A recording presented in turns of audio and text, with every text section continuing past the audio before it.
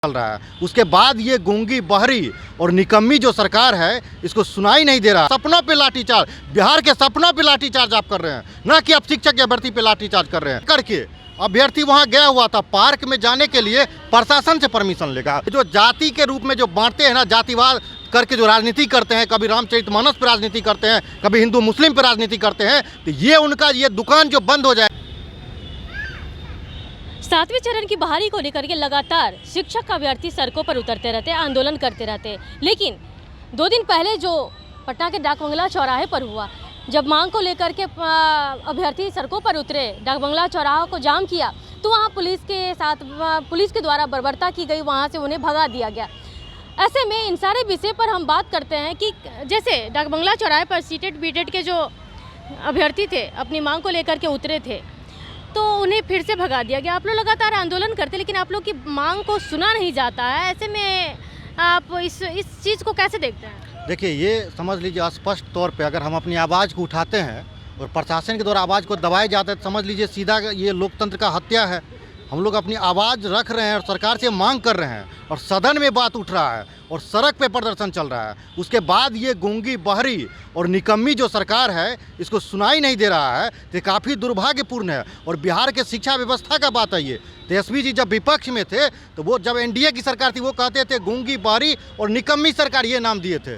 तब मैं उनसे पूछना चाहता हूँ, वर्तमान में सरकार है, इसको आप क्या कहिएगा? आप इसको अंधी बहरी और गूंगी निकम्मी कहिएगा कि नहीं कहिएगा? लेकिन आप में एक और चीज़ ऐड हो रहा है तेजस्वी जी, आप में अत्याचारी शिक्षक अभ्यर्थियों पे लाठीचार्ज, युवाओं पे लाठीचार्ज, युवाओं के सपनों पे लाठीचार्ज, बिहार के सपनों पे लाठीचार्ज आप कर रहे हैं, ना कि आप शिक्षक की भर्ती पे लाठीचार्ज कर रहे हैं। हम लोग, आप नोटिफिकेशन दे दीजिए, क्यों प्रदर्शन करेंगे? अभ्यर्थी शांतिपूर्ण प्रदर्शन कर रहा था, वहाँ से हटाया गया। वहाँ से हटाने के बाद जब जाता है वीर कुंवर सिंह पार्क में, वहाँ पे जंक्शन के आगे, तो वहाँ पे टिकट लेकर के अभ्यर्थी वहाँ गया हुआ था, पार्क में जाने के लिए प्रशासन से परमिशन लेगा। वहाँ पैसा दिया है, पैसा दे करके वो पार्क में बैठा, वहाँ प्रशासन चला गया। इतना प्रशासन अगर मुस्तैद रहती ना, तो यहाँ पे कभी शिक्षक पुत्र का अपहरण होता है, कभी डॉक्टर पुत्र का अपहरण होता है, तो कभी डॉक्टर का खुद अपहरण हो जाता है। अब देखिएगा, एक एनएमसीएच के डॉक्टर अभी तक नहीं मिला है। प्रशासन को ये देखना चाहिए, तो निहत्थे शिक्षक के अभ्यर्थियों पर लाठीचार्ज करते हैं, जो कलम चलाने का काम करेंगे उन पर लाठीचार्ज करते थे। क्या लगता है सरकार शिक्षक अभ्यर्थी से डरी हुई है, इसलिए लाठीचार्ज करवाती है? नहीं, सरकार शिक्षक के अभ्यर्थियों ने, सरकार शिक्षा से डरी हुई है। अगर समाज शिक्षित हो जाएगा तो इनके बातों में नहीं आएगा, वो अपने अधिकार के लिए सड़क पे उतरेंगे। ये जो जाति के रूप में जो बांटते हैं ना, जातिवाद करके जो राजनीति करते हैं, कभी रामचरितमानस पे राजनीति करते हैं, कभी हिंदू मुस्लिम पे राजनीति करते हैं, तो ये उनका ये दुकान जो बंद हो जाएगा ना, तो इसीलिए ऐसा कर रहे हैं। अगर विद्यालय में आप देखिएगा, जो सरकारी विद्यालय में है, विद्यालय में कौन पढ़ता है?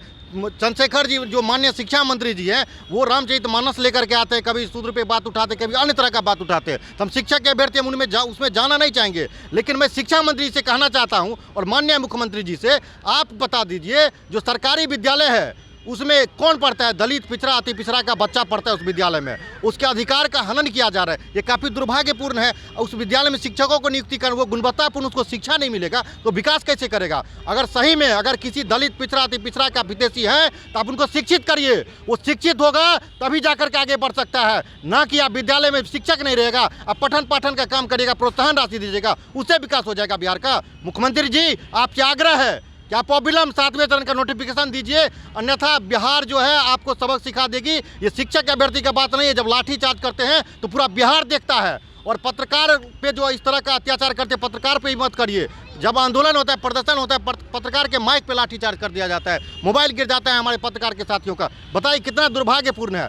ये समझ लीजिए लोकतंत्र का हत्या हो रहा है बिहार में, संविधान का हत्या हो रहा है, और ये लोग बिहार में ढोंग कर रहे हैं, बिहार का विकास कर रहे हैं। कुछ नहीं, सभी युवाओं को ठगने का काम कर रहे हैं और बिहार की जनता को ठगने का काम कर रहे हैं। सबसे बड़ा चीज़, कल गर्दनी कैंडिडेट जो अभ्यर्थी हैं वो बताते हैं कि लाखों की संख्या में है, लेकिन गर्दनी बाग में 20 की संख्या में पहुंचने की वजह से कल उन लोग को वहां से उठ के जाना पड़ा और उस धरती को प्रणाम करके चले गए कि अब से नहीं आएगी। तो क्या ये आंदोलन को कमज़ोर करने की कोशिश की जा रही है? बिल्कुल, आंदोलन को कमज़ोर नहीं। देखिए, अभ्यर्थी जो भी है सब गरीब परिवार से आता है। जो बीएड किया ना, सभी सरकारी विद्यालय से पढ़ करके आया है। बीएड किया है, किसी तरह बहुत मुश्किल से बीएड किया है। बीएड करने के बाद पटना में अगर प्रदर्शन करता है, तो अगर जो भी अभ्यर्थी कल आया होगा उसका मिनिमम खर्च 1000 हुआ होगा। अगर वो 10 दिन यहाँ प्रदर्शन करता है तो एक कैंडिडेट का 10,000 कम से कम खर्चा होता है। तब समझ लीजिए वो गरीब किसान मजदूर का बच्चा है, पिछड़ा का बच्चा है, गरीब का बच्चा है, तो वो कैसे यहाँ पे आर्थिक वहन करेगा। तो ये सरकार परेशान कर दी है। वहाँ जाना इसलिए पड़ा है कि सरकार आवाज़ को दबा देती है। महीनों दिन गर्दनीबाग में प्रदर्शन होता है, कोई सरकार सूद लेने वाला नहीं रहता है। वही अगर विपक्ष में अभी अगर तेजस्वी जी चले जाएंगे तो तुरंत तेजस्वी जी के प्रवक्ता नेता सब आकर के वहाँ बैठेंगे। और उनके प्रवक्ता सब तो टीवी चैनल पे जो बैठते हैं, एक चितरंजन गगन करके हैं, वो इतना बार ट्विटर पे लिख चुके हैं, नियमावली आ रही है, नोटिफिकेशन आ रही है। वो दिसंबर में ही सबको नियुक्ति करवा रहे थे, कभी फरवरी में नियुक्ति करवा रहे थे। तो समझ लीजिए इनके प्रवक्ता को कोई जानकारी नहीं होता है, उससे ज़्यादा हम लोग के पास जानकारी होता है।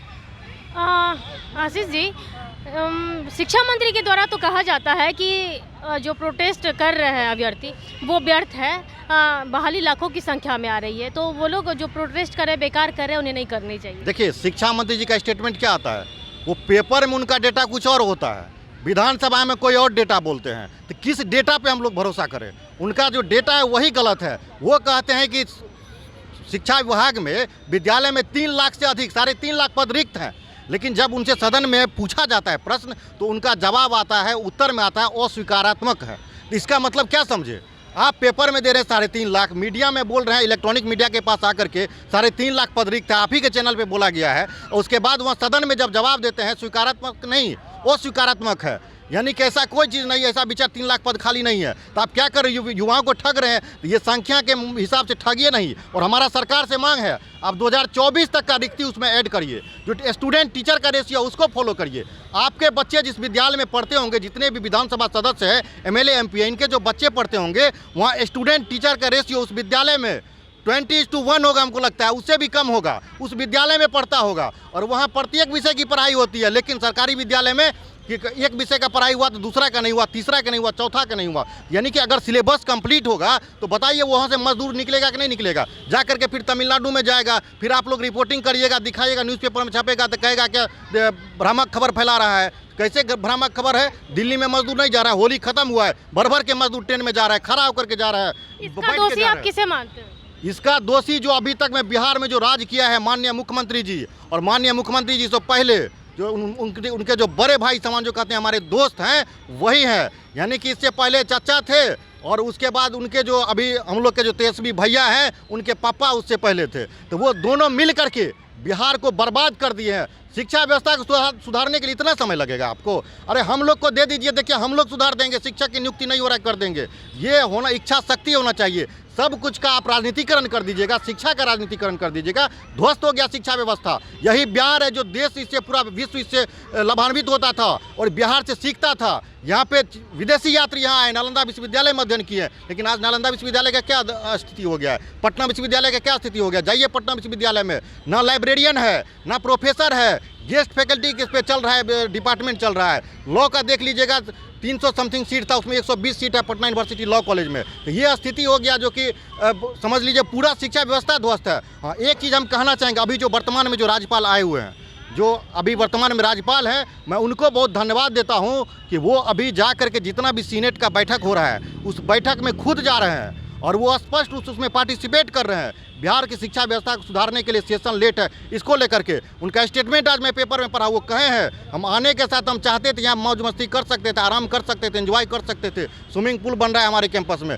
ये कर सकते थे, लेकिन हम काम करने के लिए आए हैं और बिहार की शिक्षा व्यवस्था को सुधारने के लिए आए हैं। और काम करेंगे तभी जा करके सही मैसेज जाना चाहिए समाज में, ना कि गलत मैसेज जाना चाहिए। तो तेजस्वी जो सत्ता में आए, हम लोग उनको सत्ता में पहुंचा दिए, लेकिन हम लोग सड़क पे हैं, वो मुख्यमंत्री बन गए हैं। ये समझ लीजिए हम युवाओं के साथ धोखा हुआ है। वो कहते थे धीरज रखिए, धैर्य रखिए, कोई चीज़ का सीमा होता है ना। अगर धीरज की बात आती तो तेजस्वी जी नीतीश कुमार जी के साथ नहीं जाते। तो हम समझते आप भी धीरज रख रहे हैं, वो चले गए, धीरज उनका टूट गया, उनका धैर्य खत्म हो गया। हम उनको 2025 में और पूर्ण बहुमत से लाते। 2024 में पटना से लाखों लाख अभ्यर्थी जाकर के अपने विधानसभा क्षेत्र में वोट किया है, तब जाकर के तेजस्वी जी जो है विधानसभा में सबसे बड़ी पार्टी हुए हैं।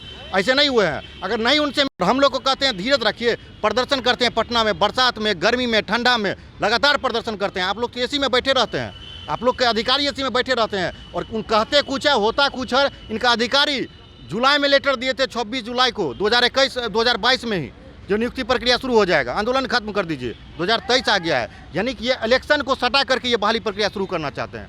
एक बार समझ लीजिए STT 2019 का जो बहाली आया था 2019 में, तो 2019 में बहाली आया, यानी कि 2020 में विधानसभा चुनाव था, उससे पहले नोटिफिकेशन आया, परीक्षा हुआ, अब बहाली होगा 2025 में, 24-25 में हो गया, यानी कि दूसरा पंचवर्षीय योजना जो अब आएगा उसमें बहाली प्रक्रिया होगा। तो विद्यालय तो बिना शिक्षक का चल रहा है ना, तो बच्चा बिना शिक्षक का पढ़ रहा है तो वहाँ पे समझ लीजिए फॉर्मेलिटी हो रहा है और ठगा जा रहा है, उसमें पढ़ता कौन है? नीतीश जी बताएं ना, अगर सही में ये लोग गरीब, दलित, शोषित, वंचित का बात करते हैं, ये कहने से हो जाएगा? रामचरितमानस का लाइन आकर के आप पढ़ दीजिएगा, उससे बिहार का विकास हो जाएगा। भारत जो है संविधान से चलता है। मैं माननीय शिक्षा मंत्री जी को मैं कहना चाहता हूँ, मैं एक शिक्षक के अभ्यर्थी हूँ और मैं आपको बता रहा हूँ, जो भारत देश जो है ना गीता से चलता है, ना बाइबल से चलता है, ना रामचरितमानस से चलता है, ना कुरान से चलता है। भारत देश भारत के संविधान से चलता है। डॉक्टर भीमराव अंबेडकर के द्वारा जो लिखी गई जो भारतीय संविधान है उससे देश चल रहा है। तो आप क्यों आपस में बांट रहे हैं? क्यों सबको लड़ाने का काम कर रहे हैं? आपस में सौहार्द बना हुआ है। अब जाके देखिए जंक्शन पे बगल में मस्जिद है, बगल में हनुमान मंदिर भी है, किस तरह से आपसी सद्भाव के साथ सब रह रहा है। तब काहे बांट रहे हैं? सब बहुत बढ़िया से रह रहा है। शिक्षा मंत्री जी, आप शिक्षक का नियुक्ति कर दीजिए। आपको नियुक्त किया, आपको बनाया गया शिक्षा मंत्री। आप शिक्षा को छोड़ करके दुनिया का सब बात कर लेते हैं, लेकिन शिक्षा व्यवस्था पे आपका मुंह में दही जम जाता है। तो आप शिक्षक भर्ती प्रक्रिया शुरू करिए और अविलंब 7वें चरण का नोटिफिकेशन जारी करिए, 1 to 12 का एक साथ जारी करिए। आपको हाई स्कूल को पहले लेना है आप लीजिए, लेकिन नोटिफिकेशन एक साथ दीजिए। प्राइमरी को कब लीजिएगा, 6 to 8 को कब लीजिएगा, ये सारा एक साथ आना चाहिए। तो देखिए कि साफ तौर पर जो शिक्षक अभ्यर्थी है उनका गुस्सा किस कदर है कि तेजस्वी यादव पर खास करके काफ़ी आक्रोशित हैं, क्योंकि तेजस्वी यादव जब सत्ता में नहीं थे तो इन लोग को सबसे पहले वही बोले थे कि सत्ता में आने के बाद पहली कलम से आप लोग को नौकरी देंगे, लेकिन ये बात कहीं से भी बनी नहीं। साथ ही साथ शिक्षा मंत्री शिक्षा विभाग से हटकर हमेशा रामचरितमानस को लेकर के अपनी बयानबाजी करते हैं, तो कभी रामायण को लेकर के, लेकिन जो शिक्षा विभाग का जो मेन मुद्दा है उससे अभ्यर्थियों को भटकाने की कोशिश करते हैं। ऐसा आरोप शिक्षा का अभ्यर्थी का है। तो फिलहाल के लिए बने रहे आकर्षित न्यूज़ के साथ। पटना से अंकिता सिंह की रिपोर्ट।